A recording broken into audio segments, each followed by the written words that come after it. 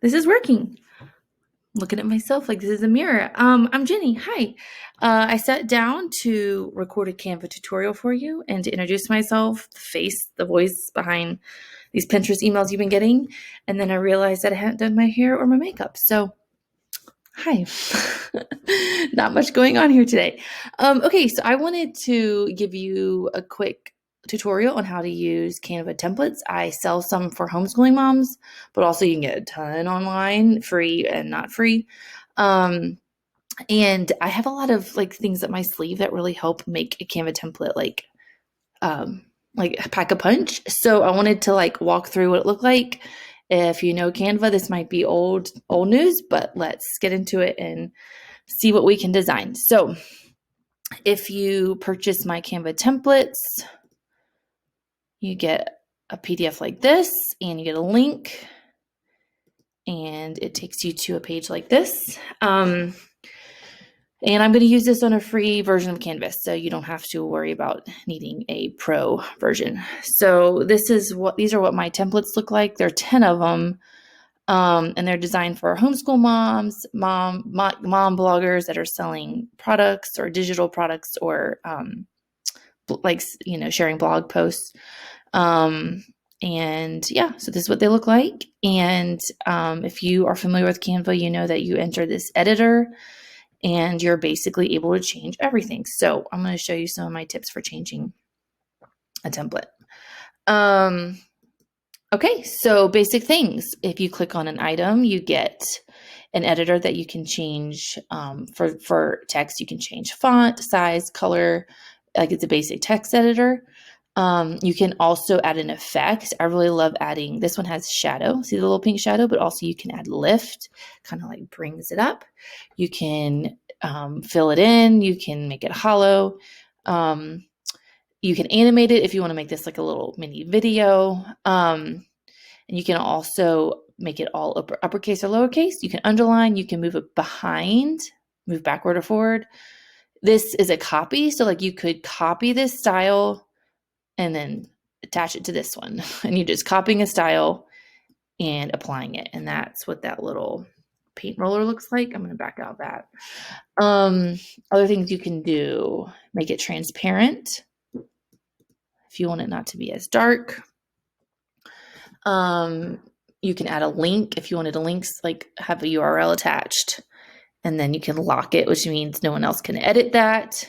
And then duplicate it if you want to copy it. So that's a basic editor. So then if you grab a background, you get a color, not a color wheel, a color square, and you can change colors. You can make it dark. You can pick any color you want. It will tell you colors that match some of the photos that you've used. And you can also just add a color, add a hex. You can drag it around, pick one that you like, that kind of thing. Okay, so other things that you can do with these templates, you can obviously change the wording. You can change, what are these called? What do they call them? Elements. So an element, you can add, see all the elements that they have. Magic recommendations. I think that just means they think you might like this. So here's a free one. So let's delete this one. I'm going to put this one here. Make it purple. Make it a little bit smaller. By the way, I have not planned this out, so I don't really know what this pin's going to look like when we're done. Okay. You could even flip it. If you want it to go the other way, flip it vertical. There we go. We'll do a downward arrow. So you can add elements. This is just a square. So an element square is one of my favorite things to do. And you can use it to do a background like this. Boop. And then position it backwards till it gets to the place you want it to be. You could use a square and do a little call to action like this. And let's get rid of this one and this one, and then let's Make this a free schedule.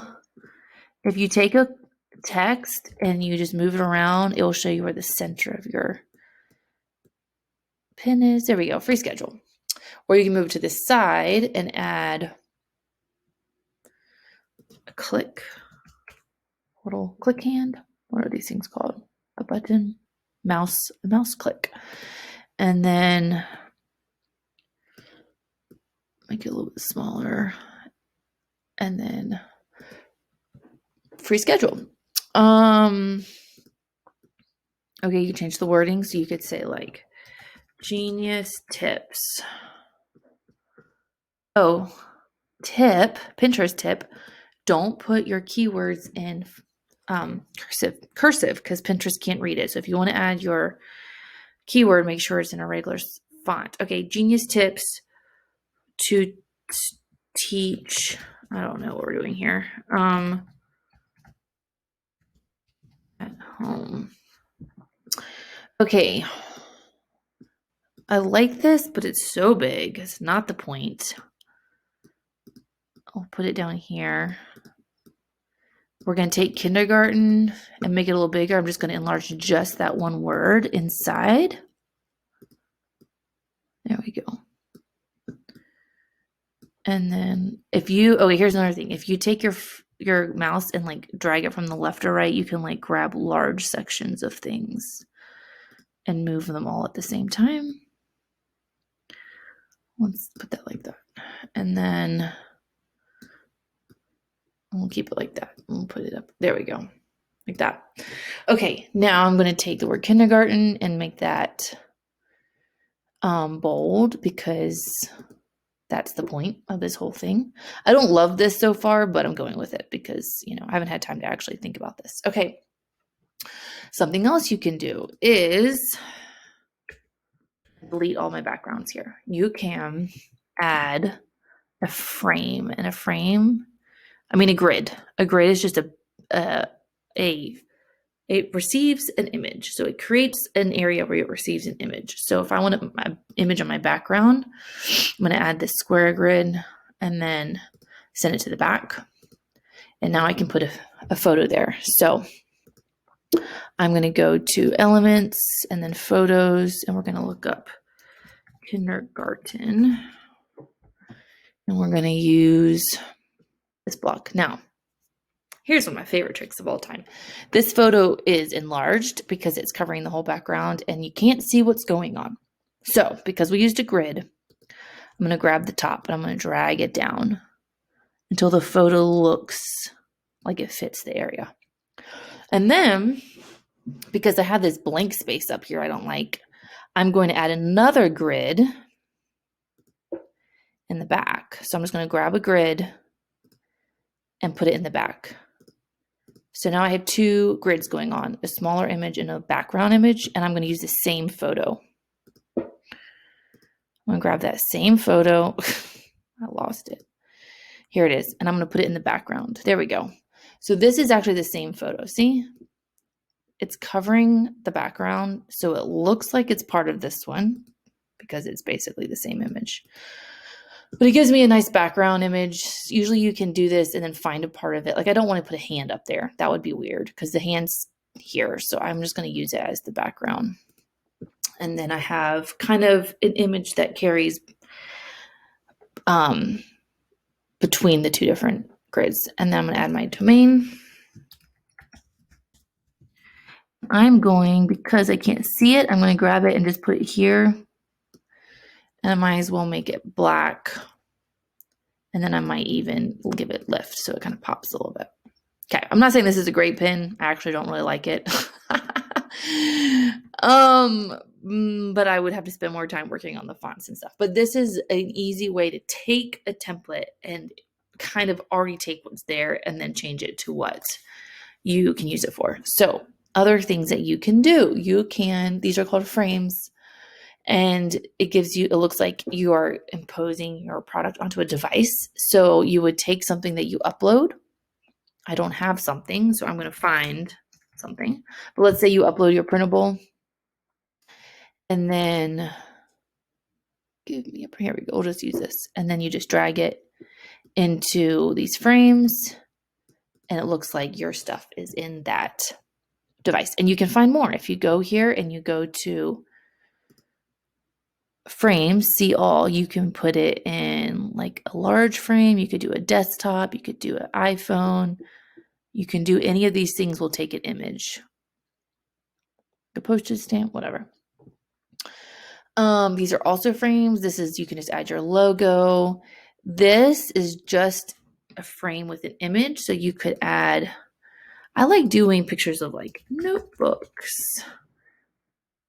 Yeah, there's a nice, this is a pro image. This is why I like pro, because if you have pro, you can just use any of these stock images, but you throw in a picture, and that's a nice little background picture. And then you put your actual printable. That didn't really work like I wanted it to. Into these frames like this. There we go. And so you have your thing shown off in front of a generic stock image of a beautiful laptop coffee situation. And then you'd say, get for free. And then you might say, mom favorite. What are you going to make? You're going to make a,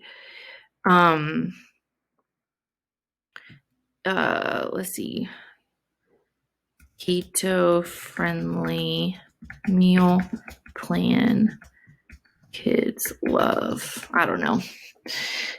It's very wordy, but you would just change it to what you want it to be. And then you might, since you already said free, well, you didn't. You can put free here, get for free.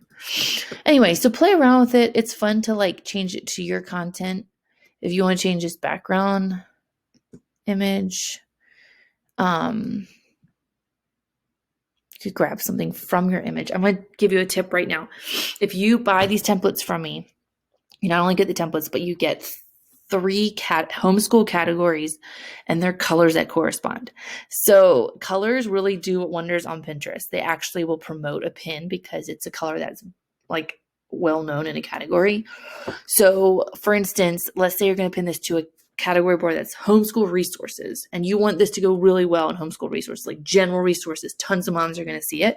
Then in the templates you buy from me, I'll tell you which colors to use. And I might say, don't use white, use this version of white. And this version of white, if you pin it to homeschool resources, will do really well. So if you want some inside tips into colors, I have 3 categories and 3 sets of colors that will do really well for you. Okay. Anything else? Just have fun with this. These are all grids. You just can remove an image. You can change the wording. You can change backgrounds. You can add, you could take an effect and you could do a nice pretty, let's see.